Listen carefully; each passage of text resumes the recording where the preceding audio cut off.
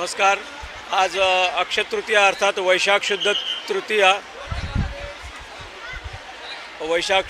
तृतीया आज देवीचा विशेष उत्सव असतोय आणि चैत्र गौरीचं जे हळदीकुंकू असतं त्याची आज सांगता असते। महिला मंडळांसाठी आज हा विशेष दिवस आहे। आज गौरी तीजचा तिसरी तीज असते आणि आज या उत्सवाची सांगता होत असते।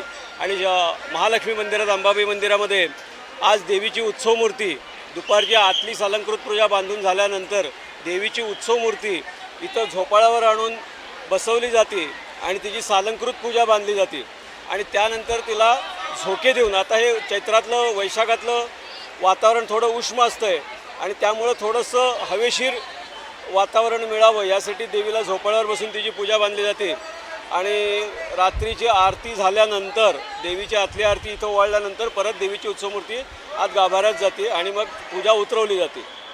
आज महिला मंडळासाठी इथं डाळ पाण्याचं विशेष महत्त्व असते आणि स्त्रीपूजक मंडळातर्फे त्याचं इथं वाटप केलं जातं।